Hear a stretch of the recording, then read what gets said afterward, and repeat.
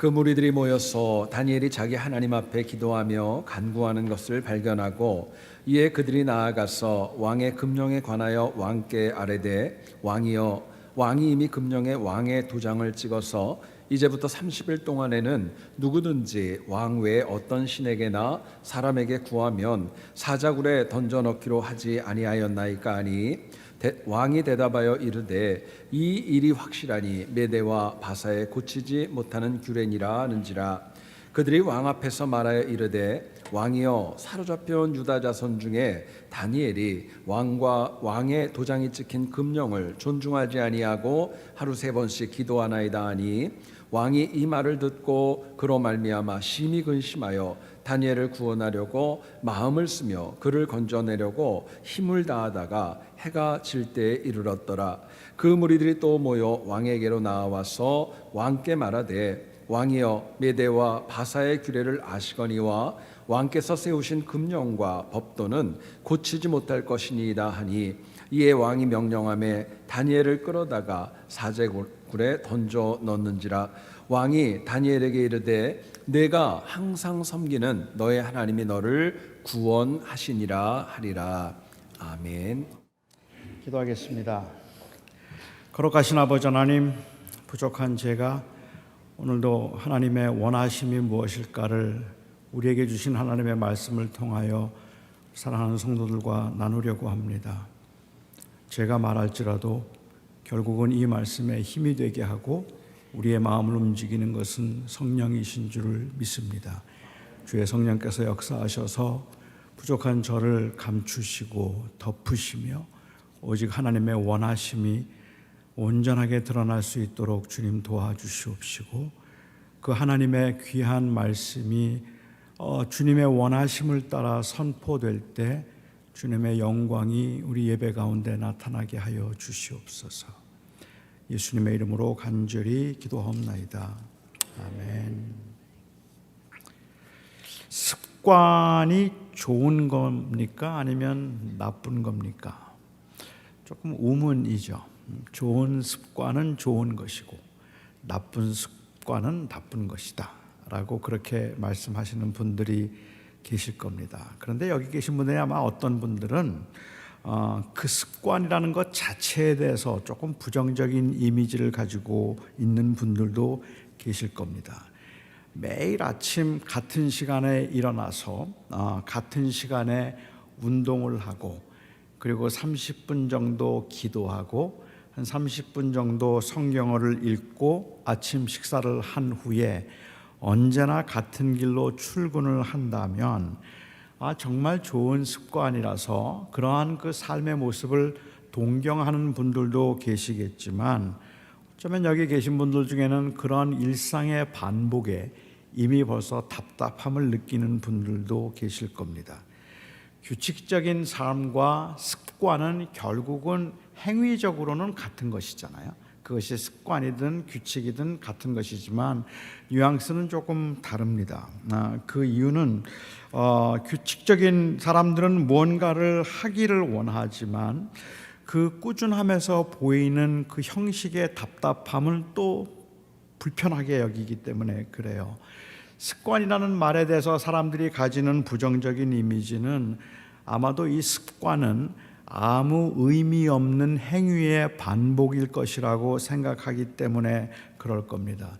그러니까 우리가 훈련을 한다는 말과 습관적인 행위를 반복한다는 말이 행위를 반복하는 것은 같은 것이라도 훈련은 뭔가 이루고자 하는 목적이 있어서 그 목적을 이루기 위해서 반복하는 것이기 때문에 거기에 의미가 부여되지만 습관은 그렇지가 않아서 그냥 반복되는 그 행위 자체를 그냥 지속적으로 계속해서 하고 있는 것처럼 여겨지기 때문에 습관은 자칫 태만으로 보이기도 하고 습관은 자칫 무기력함으로 보이기도 한다는 말이죠.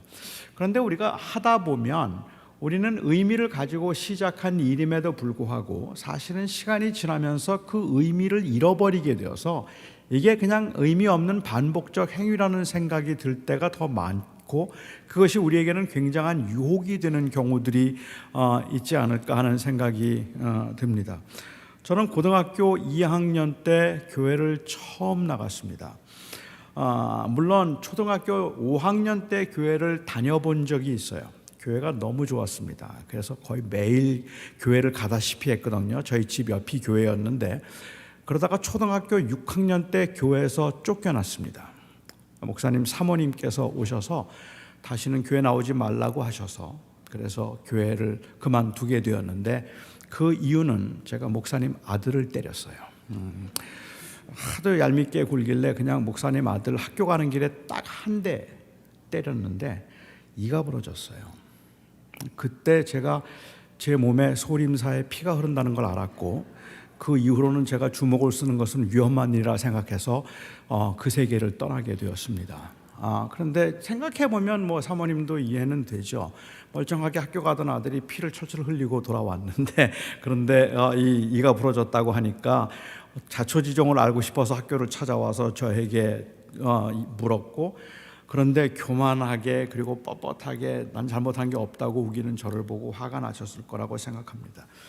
그러다가 고등학교 2학년 때 제가 처음 교회를 나가게 되었고요. 제가 교회를 나간 지 4개월 만에 그 교회의 학생회장이 되었습니다.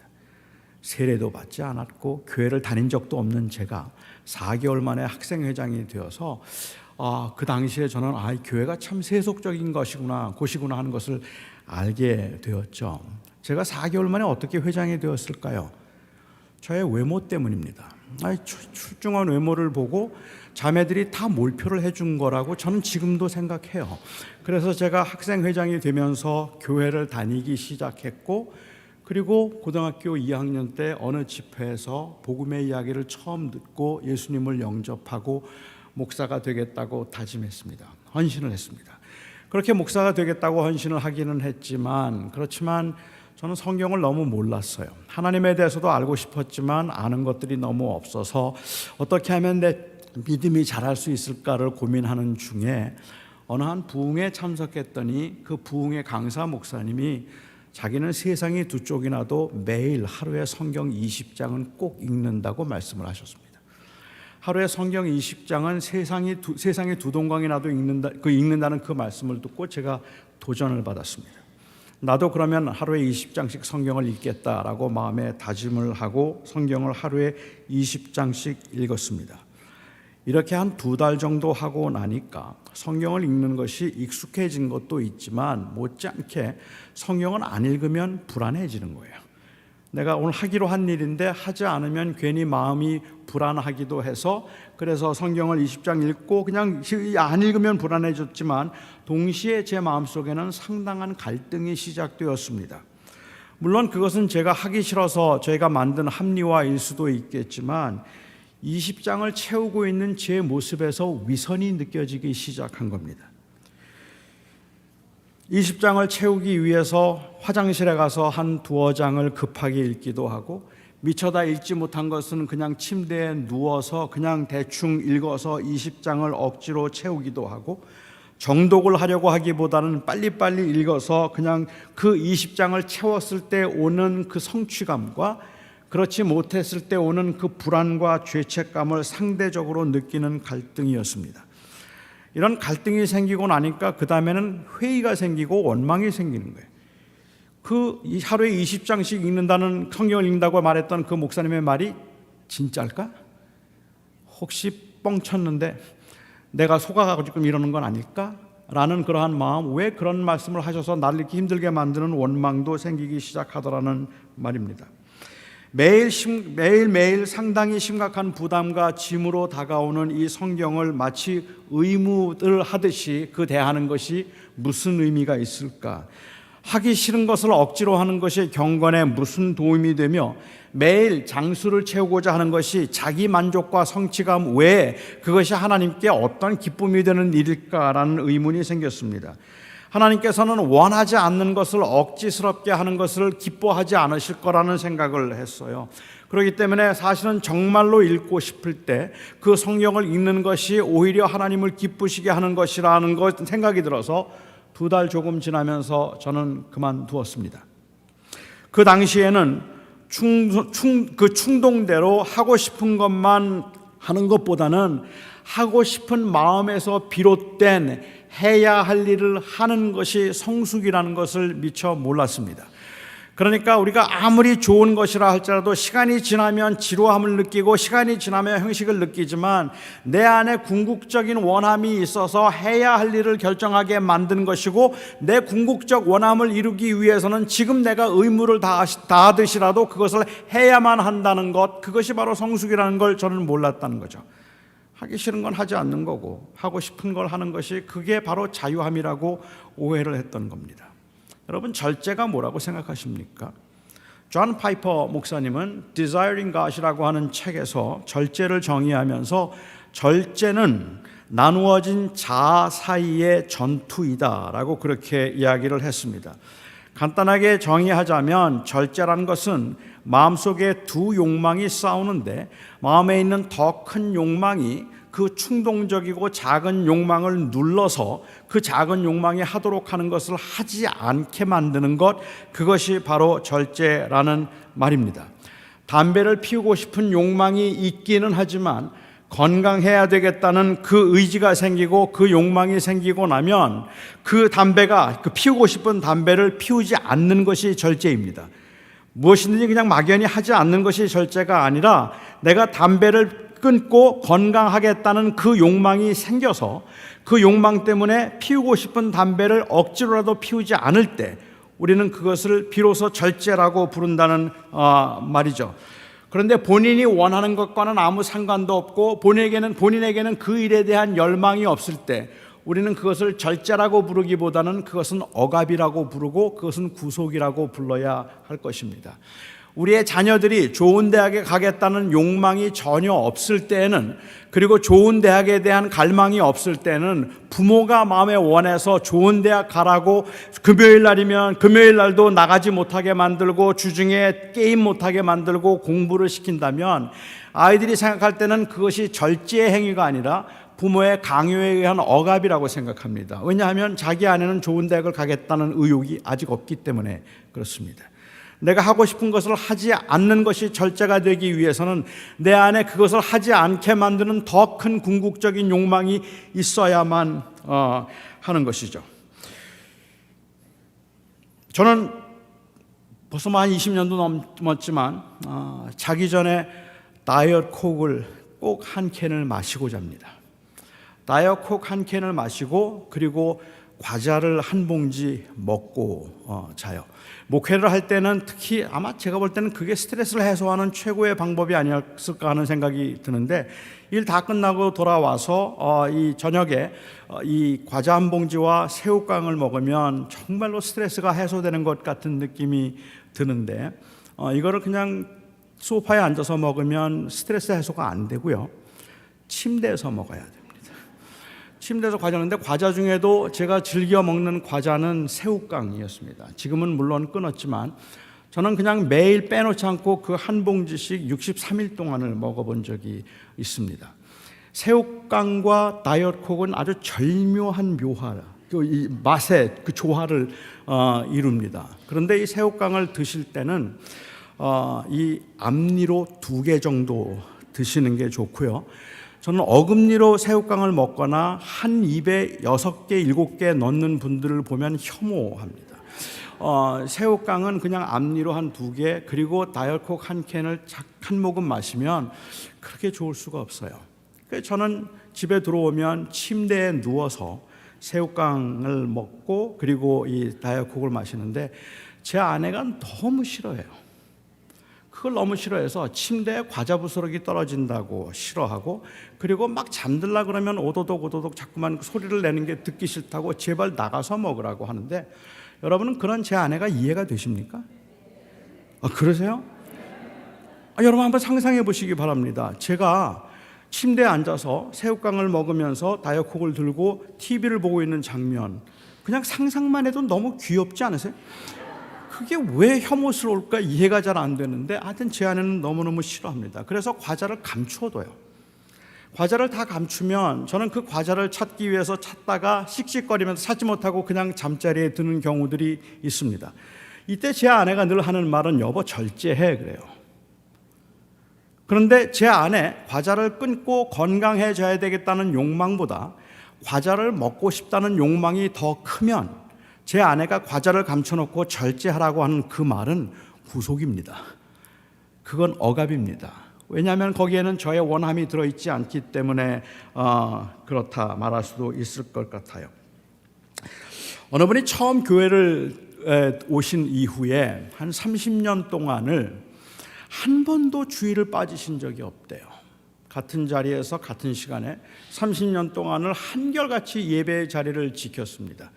정말 그 성실함이 너무 대단하다는 생각이 들어서 한 주도 빠진 적이 없으니까 그래서 그 목사님이 그분에게 여쭙답니다. 아니 어떻게 30년 동안을 한 주도 빠지지 않고 예배를 지킬 수 있었습니까? 라고 물었더니 그분이 이렇게 대답했습니다. 갈 데도 없고 오라는 데도 없는 데다가 다니다 보니까 안 나오면 괜히 불편하고 차라리 그냥 교회에 갔다 오는 게 마음이 편해서 그래서 그럭저럭 다니기 시작한 지 벌써 30년이 되었습니다. 라고 말하더랍니다.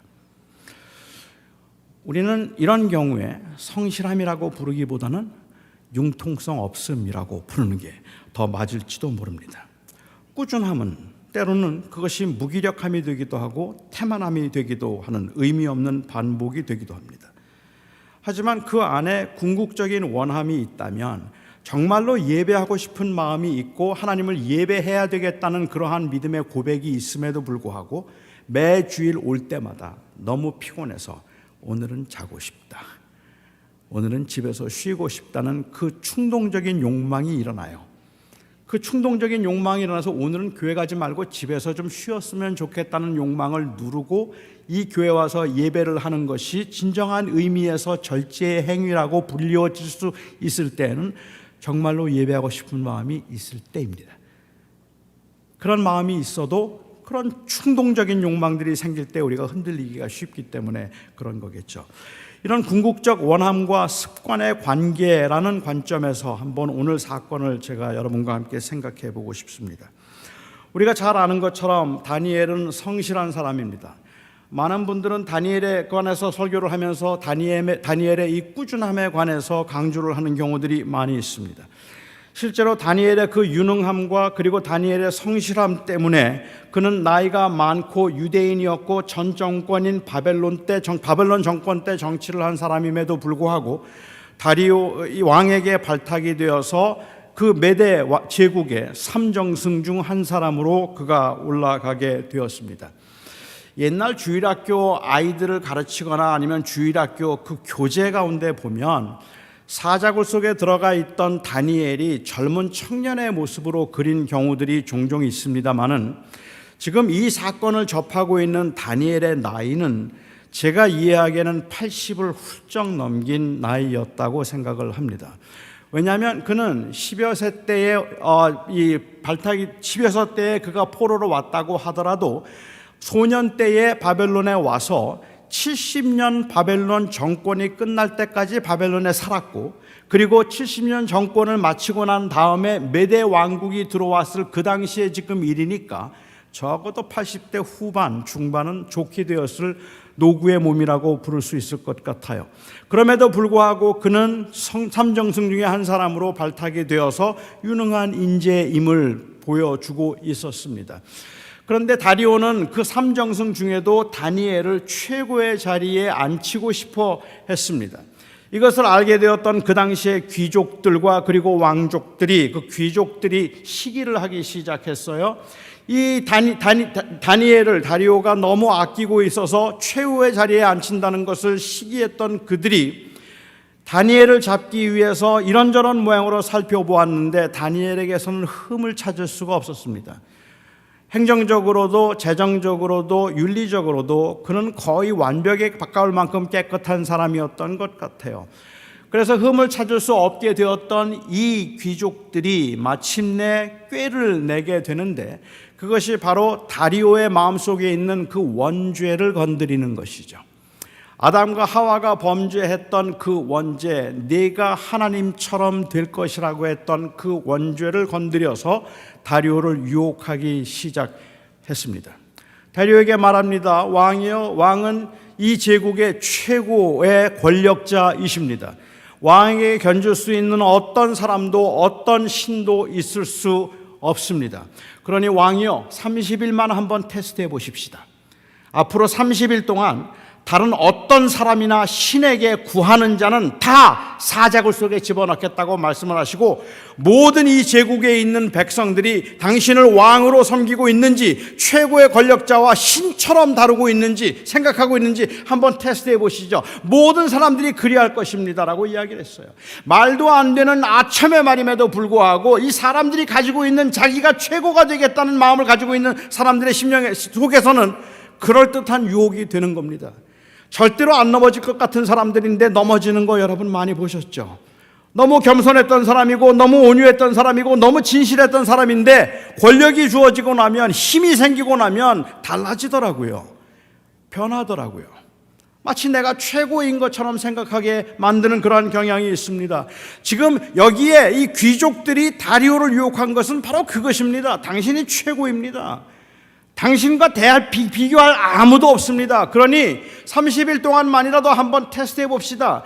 당신이 아닌, 왕이 아닌 다른 신에게나 다른 사람에게 구하는 자가 있다면 그는 반드시 지옥불 속에, 이 사자굴 속에 던지도록 합시다라고 얘기했고, 다리오는 넘어갔어요. 그렇게 하기로 했습니다. 그리고 다니엘이 이 함정에 빠졌습니다. 다리오가 얼마나 괜찮은 사람이었는지요. 사실 다리오는 그렇게 못된 사람이 아니었습니다.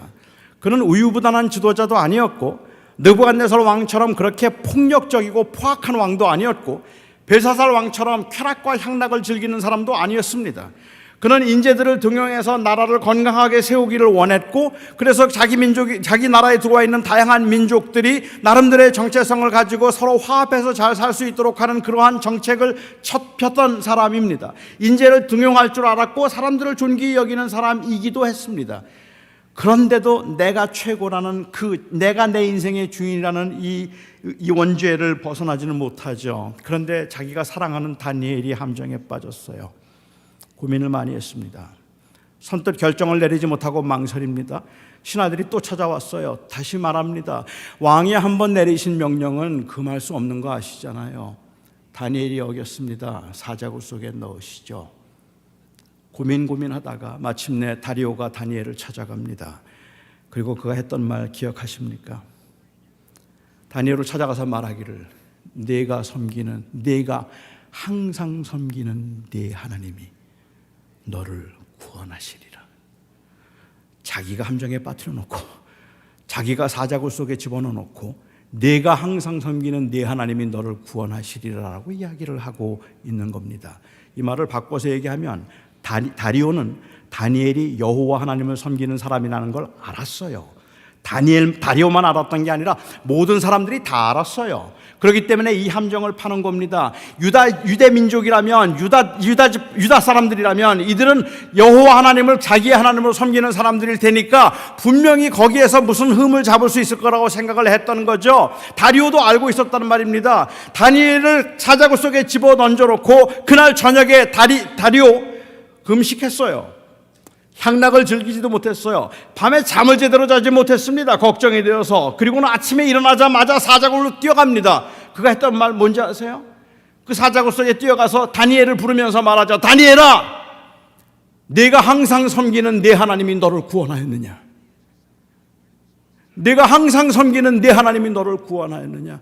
다리오는 다니엘이 여호와 하나님을 항상 섬기고 있는 사람이라는 것, 그가 그의 유일한 하나님이라는 것을 알고 있음에도 불구하고 이런 말도 안 되는 칙령을 내려놓고, 그리고는 마치 자기가 굉장히 괜찮은 사람인 것처럼 말하지만, 아니 사실은 굉장히 괜찮은 사람이었지만 내 인생의 주인은 나라고 하는 그 의식에서 벗어날 수는 없었던 사람입니다.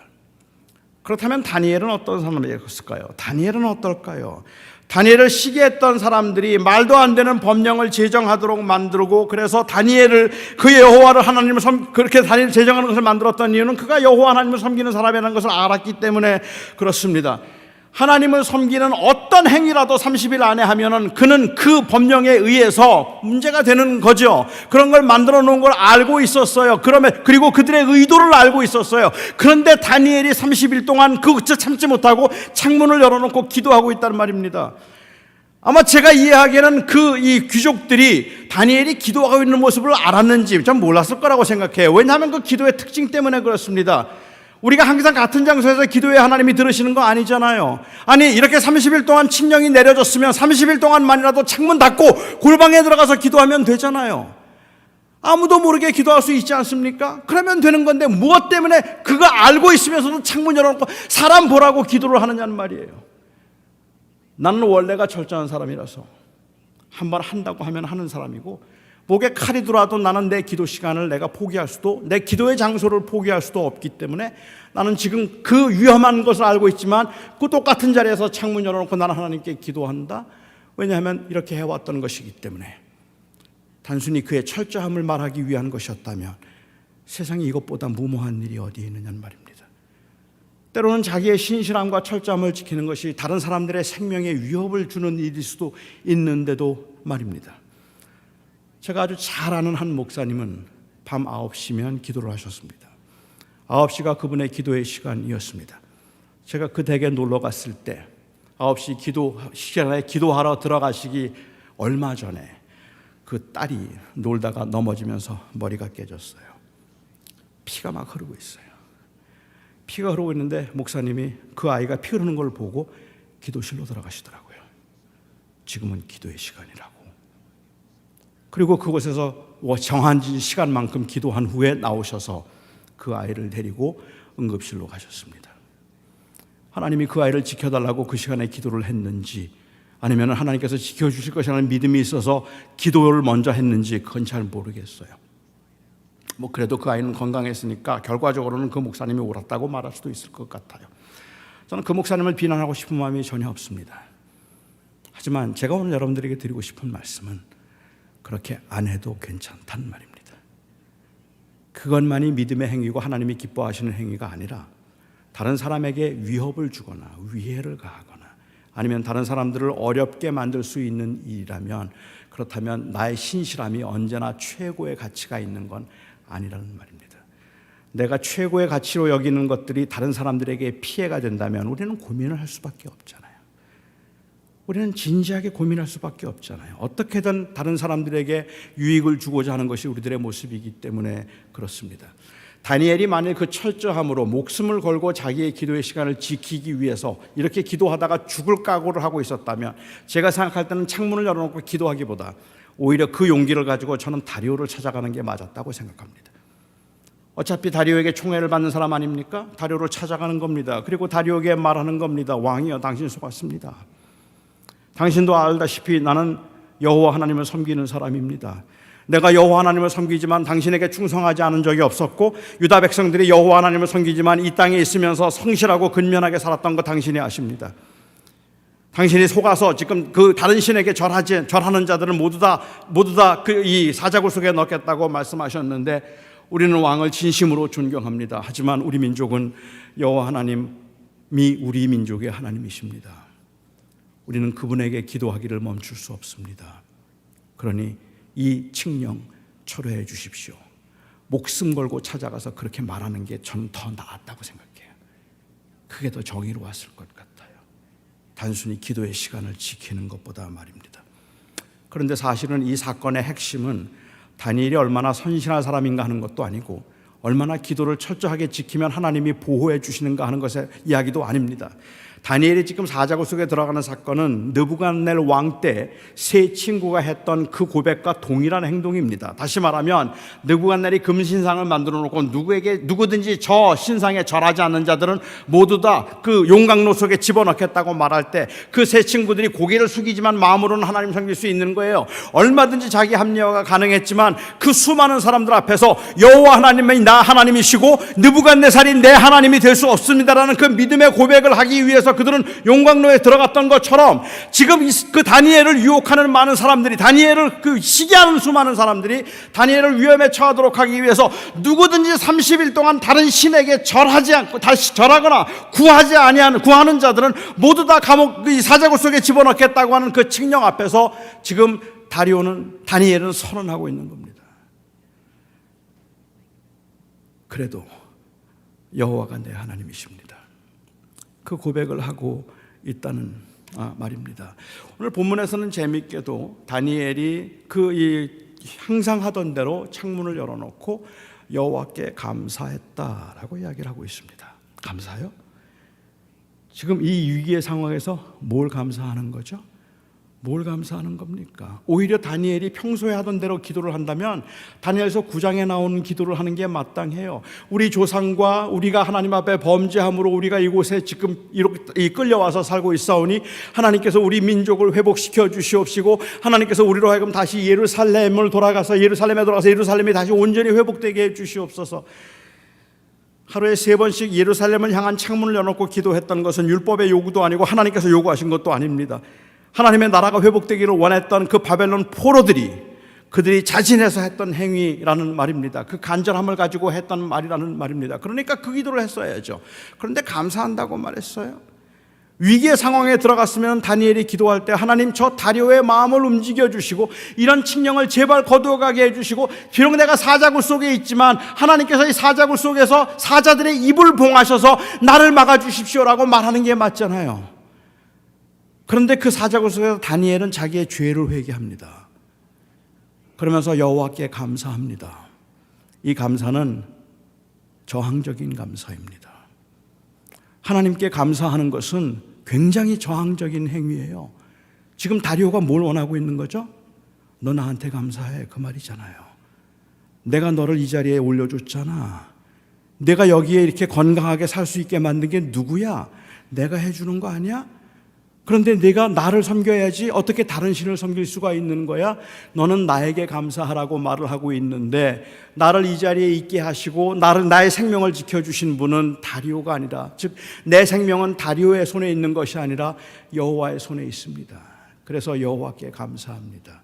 하나님 앞에 감사하고 있는 그 장면, 이것은 바로 다리오가 아닌 하나님, 여호와가 내 하나님이라는 믿음의 고백이고 저항적인 고백입니다. 어쩌면 우리들의 감사가 지나칠 정도로 순응적이고 저항적이 아니라는 데 문제가 있지 않을까 하는 생각이 들어요. 하나님께서 우리에게 주신 건강한 교회를 인하여서 감사하고, 하나님께서 우리에게 주신 건강을 위해서 감사하고, 하나님께서 우리에게 주신 재물과 우리의 자녀들이 다 형통하고 잘 되는 것을 인하여서 감사합니다. 저는 그거 그렇게 나쁘지 않다고 생각해요.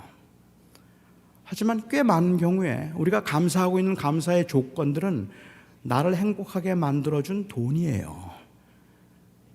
나로 하여금 세상에서 인정받도록 만들어준 그 명예와 그 직업과 그 좋은 것들이에요. 적어도 이 부분에 있어서는 믿는 사람과 믿지 않는 사람이 크게 다르지 않은 것처럼 보여요. 교회를 한 번도 다니지 않은 어떤 분을 제가 만나서 이야기를 하는데 그분이 그래요. 늘 감사하죠. 제가 미국에 온 것도 참 감사하고, 미국에 있으면서 이렇게 우리 아이들이 좋은 대학을 가게 되고, 그리고 제가 돈을 많이 번 것도 참 감사합니다. 그래요. 제가 그냥 웃는 소리로 그분에게 그랬어요. 누구한테요? 감사의 대상이 없더라고요. 그냥 주어진 게 좋다는 뜻이에요. 하지만 우리 믿는 사람들의 감사는 다릅니다. 우리의 감사는 주어진 것에 대한 감사가 아니라 주신 분에 대한 감사입니다. 나에게 그것을 주신 분이 여호와 하나님이시기 때문에 감사한 겁니다. 그래서 고난 중에 있으면서도 감사해요. 사자굴 속에 들어가도 감사해요. 그 감사한 이유는 하나님이 건져주실 것이라서가 아니라 그래도 내 생명의 주인은 여호와이기 때문에 그래서 감사한 거죠. 우리에게는 그 대상이 분명합니다. 환난 중에도 고난 중에도 그리고 형통함 중에도 여호와께 감사한다는 말의 의미는 내 삶을 주관하시는 분은 여호와 하나님이라는 믿음의 고백이기 때문에 이게 저항적인데, 그런데 우리의 감사는 너무 많은 경우에 세상 사람들을 따라서 주어진 좋은 것들에 대한 그 즐거움과 그리고 그 만족감을 단순히 감사라는 말로 표현하는 것처럼 보일 때가 더 많더라는 말이죠. 다니엘이 여호와께 감사했다는 말의 의미는 그가 지금 목숨을 걸고 여호와가 내 하나님이라는 고백을 하고 있다는 그러한 의미입니다. 지금 다니엘 앞에 놓여 있는 문제는 단순히 고백의 문제가 아니라 단순히 기도의 문제가 아니라 고백의 문제입니다. 다니엘이 은밀하게 기도할 수 있었을까요? 다니엘이 창문을 닫고 골방에서 기도할 수 있었을까요? 항상 정해진 시간에 기도하지 말고 그냥 그 30일 동안은 위기니까 문 닫고 혼자 몰래 골방에 들어가서 기도할 수 있었을까요? 있습니다. 그래도 하나님은 들으십니다. 그래도 하나님께서 그를 사랑하십니다. 그런데 다니엘이 그렇게 할 수 없었던 이유, 평소처럼 문을 열고 기도해야 됐던 이유는 만일 다니엘이 그렇게 기도하지 않으면 다리오를 비롯한 그가 여호와를 섬기고 있는 것을 알고 있는 많은 사람들이 다니엘도 30일 동안은 다리오를 섬겼다고 말할 것이니까. 세상에 있는 모든 사람들이 그는 다리오 앞에 절을 하고 다리오가 그의 신이었다고 말할 테니까. 그래서 위기의 상황임에도 불구하고 마치 모든 사람들이 보라는 듯이 그는 공적으로 고백을 하고 있는 겁니다. 내 목숨을 잃는 한이 있더라도 나의 하나님은 여호와뿐입니다. 그것을 공개적으로 고백하고 있는 모습이 바로 고백하고 있는 모습이고, 이 고백이 저에게서는 굉장히 중요한 이 핵심이라고 생각합니다. 다니엘이 단순히 시간을 지켰다는 게 중요한 게 아니라 그 위기의 상황에서도 여호와 하나님이 그의 하나님이라는 고백을 붙들 수 있었다는 것이 중요하죠. 우리는 우리 자신을 최고로 만들어주겠다고 하는 수많은 유혹 가운데 살아가고 있습니다. 재물이 그렇고 명예가 그렇고 명예의 유혹들이 그렇습니다. 아니 어쩌면 계속되는 고난과 환난 가운데 우리가 낙심하는 모습 역시도 마찬가지라고 생각합니다. 이런 상황에서 우리가 새벽마다 기도를 하고 시간을 정해놓고 기도를 하지만 때로는 그 기도조차도 자신을 주인으로 만들려는 수단에 불과한 경우들이 허다하게 많습니다. 환난 가운데 건져달라는 기도도, 우리들을 형통하게 해달라는 그 기도도 하나님 앞에서 살아가려는 몸부림이 아니라 하나님의 도움으로 자기가 이 세상에서 인정받는 사람이 되겠다는 주인이 되려는 그러한 모습일 수 있기 때문에 그렇습니다. 교회가 부흥하게 해달라고 기도하고 우리 교회가 수적으로도 성장해서 아주 큰 교회가 되려고 하는 그 기도가 언제나 거룩하고 하나님의 뜻에 맞는 하나님의 나라를 구하는 기도가 아닌 것은, 교회를 크게 함으로 사람들 앞에서 내가 인정을 받고 내가 조금 더 다른 사람들 앞에서 편안하고 안락한 삶을 살고자 함이라면 하루에 3번씩 기도하고 새벽마다 하나님 앞에 부르짖어 기도하며 교회의 부흥을 위해서 기도해도 그것은 불신앙의 행위일 뿐입니다. 왜냐하면 그것을 통해서 내가 구하는 것은 나의 형통이기 때문에 그렇죠. 내가 세상에서 인정받고 내가 세상에서 잘 되는 것을 원하기 때문에 하나님이 나의 하나님이십니다라는 그 고백으로 내가 어떠한 경우에도 내가 나의 주인 되심을 잊어버리지 않겠습니다라는 믿음의 고백이 아니라, 그렇게 살고자 하는 끊임없이 다가오는 그 충동적인 유혹들을 물리치고 그 원함을 물리치고 궁극적인 원함인 그리스도를 높이고자 하는 그것을 붙들려고 하는 것이 아니라, 사실은 어떻게 하면 내가 더 인정을 받고 어떻게 하면 내가 더 잘 될 수 있을까, 어떻게 하면 내가 더 편안하고 좀 더 부요하게 살 수 있을까 하는 나의 원함을 채우기 위한 수단으로 하나님 앞에 부르짖고 있는 행위라면 그건 불신앙의 행위지 아니겠습니까? 저는 26년 목회했습니다. 교회를 개척해서 17년을 목회했고, 그리고 또 다른 한 교회에서, 이미 자리를 잡은 교회에서 10년 동안 목회를 했습니다. 그리고 은퇴를 했습니다. 26년 목회를 하면서 어떤 게 제일 어려웠느냐고 만일 누가 묻는다면, 저는 제일 어려운 것은 저 자신을 제 안에 있는 욕망과 싸우는 일이 제일 어려웠다고 고백을 할 것 같아요. 지금 돌아보면 너무 죄송하다 싶을 만큼이나 저는 참 불충한 목회자였고 목사였다는 생각이 훨씬 더 많이 드는 이유가 있다면, 저는 목회를 하면서 말은 그렇게 하지 않으려고 했는데도 불구하고 사실은 목회를 하면서요, 참 교인들이 섭섭했어요. 왜 나를 알아주지 않을까? 내가 그렇게 열심히 사역하는데, 내가 정말로 정직하게 사역하고 진실하게 하려고 정말 애를 쓰는데, 나는 내 가족까지 포기해 가면서 그러면서 교회를 위해서 헌신을 다하고 있는데 왜 교인들이 나를 알아주지 않는 거지? 그게 너무 섭섭했어요. 교회가 성장하지 않고 부흥하지 않을 때 도대체 교인들은 왜 헌신을 하지 않는 걸까? 왜 교인들은 나와 함께 헌신을 하지 않고 그렇게 하지 않을까 하는 생각이고, 나는 그렇게 열심히 하고 있는데도 불구하고 여기저기서 가끔씩 들려오는 그 비판과 원망의 소리를 들을 때마다 화가 나서 그만둬버리겠다는 생각을 한두 번 했던 게 아니에요. 내가 왜 이런 대접을 받으면서 여기서 이러고 있어야 되는 거야? 그것보다 더 큰 유혹이 있었어요. 그게 뭔지 아세요? 교회가 성장하고 그리고 많은 사람들이 저를 좋아하고 목사님 정말 정말 좋아요 라고 말을 할 때마다 제 안에 갖게 되는 맞아 내가 제일이지 라는 이 교만, 그걸 못 이기겠더라고요. 사람들이 인정해 주지 않으면 낙심되고 인정해 주면 우울해지는, 인정해 주면 우쭐해지는, 어쨌든 아무튼 이 교회에서 이 삶에서 내가 주인인 것 같은 그런 느낌, 결국 저에게 있어서 가장 강력한 유혹은, 물리치기 힘들었던 저의 유혹은 제가 사역을 하는 동안에 제가 대접받고 인정받기를 원했던 내가 주인이라는 생각이죠. 어쩌면 수백 번도 더 외쳤을 것 같아요. 제가 목회를 하면서 당회로 모일 때마다 어쩌면 당회 시작을 하면서 제가 했던 말은 거듭거듭 확인하고 다짐했던 건 이 교회는 나의 교회가 아닙니다. 이 교회는 그리스도의 교회입니다. 그 고백을 하기는 했는데, 그런데 목회 현장에서 돌아보면 자꾸만 내 교회인 것처럼 행세를 할 때가 너무 많았던 것 같아요. 그래서 교만해지기도 하고, 그래서 화가 나기도 하고, 그래서 낙심이 되기도 했던 순간들이 너무 많습니다. 저는 우리가 함께 모여서 이 공동체를 이루면서 36년 된 교회에서 여기에서 우리가 하고 싶은 그 동일한 고백이 있다면 내가 아닙니다. 그리스도이십니다. 이 교회의 주인은 목사가 아닙니다. 이 교회의 주는 장로가 아닙니다. 집사도 아닙니다. 교인들도 아닙니다.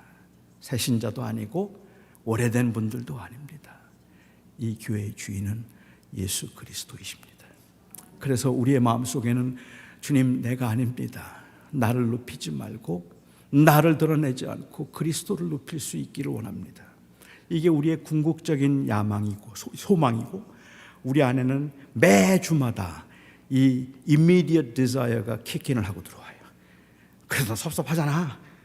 그래서 그렇게 말하는 사람들을 보면 화가 나잖아. 얄밉지? 계속해서 그게 킥인하면 우리는 그거를 누르는 게 절제죠. 아닙니다. 주님, 내가 아닙니다. 그리스도이십니다. 이 고백을 붙드는 것. 사도 바울은 그래서 교회를 정의하면서 교회란 만물 안에서 만물을 충만하게 하시는 이의 충만함, 그것이 바로 교회니라라고 얘기합니다. 말을 어렵게 하기는 했지만 만물 안에서 만물을 충만하게 하시는 이의 충만함이라는 말을 아브라함 카이퍼라고 하는 신학자는 말하기를 그리스도께서 내 것이라고 클레임하지 못할 것이 하나도 없는 것, 그것이 만물 안에서 만물을 충만하게 하시는 이의 충만함이라고 정의를 했습니다. 예수 그리스도께서 이 땅에 다시 오실 때 모든 민족과 모든 권세와 모든 나라와 모든 통치자들이 그 앞에 무릎을 꿇을 것입니다. 하지만 주님이 오시기 전까지, 적어도 에베소서 2장에 있는 말씀을 보면, 1장에 있는 말씀을 보면 주님이 오시기 전까지, 오시기 전에도 모든 권세와 모든 능력과 그리고 모든 이 통치가 그 앞에 무릎을 꿇는 곳 한 곳이 있습니다. 그곳이 바로 교회입니다. 그래서 바울은 교회란 그리스도의 몸이요 만물 안에서 만물을 충만하게 하시는 이의 충만함이니라. 그래서 이 교회는 유대인과 이방인이 없고 여자와 남자가 없고 종과 자유인이 없어서 모두가 다 그리스도를 주라 부르며 하나가 될 수 있는 곳, 여기가 교회다. 세상에서는 그리스도를 무시하고 세상에서는 그리스도가 없다고 말하고 그의 통치를 인정하지 않지만 적어도 주님이 오시기 전까지 그 통치를 인정하는 유일한 곳이 있다면 여기여야 합니다. 그래서 우리는 오늘도 함께 모여서 고백하는 겁니다. 주님, 이 교회의 주인은 그리스도이십니다. 36년 동안 그리스도께서 이 교회의 주인이셨고 앞으로도 우리는 모일 때마다 그리스도께서 바로 주인이심을 고백할 것입니다. 그게 우리의 믿음의 고백입니다. 기도하겠습니다. 사랑하는 나의 아버지 하나님, 우리 안에는 우리가 높아지려는 욕망이 있습니다. 세상에서는 내가 최고라는 유혹의 소리들이 있습니다. 그래서 우리가 교회에서 인정을 받지 못하면 굉장히 섭섭해지고 우리가 교회에서 인정을 받으면 공연히 자꾸만 목이 곧아지거나 아니면 사람들을 무시하려는 경향도 있습니다. 그게 우리의 본성일진데 우리는 거듭난 마음으로 이 본성과 싸워서 오직 그리스도가 주이심을 고백하고 싶습니다. 지난 일주일 동안도 세상에 살면서 그런 세상의 유혹 가운데 우리는 정신없이 살았고 그 순간적이고 충동적인 그 원함들을 이루느라고 마치 그것이 궁극적인 것인 양 우리는 그렇게 살았지만 오늘도 이 거룩한 주일에 주님의 몸된 교회에 나와서 우리들은 다시 한번 우리 마음에 있는 가장 큰 원함을 확인합니다. 하나님이 우리의 주인이십니다. 그리스도가 이 교회의 머리이십니다. 비록 오늘 일주일 동안 살아가면서 수없이 넘어지겠지만 우리 모두 다 다음 주에 또 올 겁니다. 그리고 주님 앞에 고백하고 싶습니다. 하나님이 우리의 주인이십니다. 이 교회의 머리가 되신 예수 그리스도의 이름으로 기도합니다.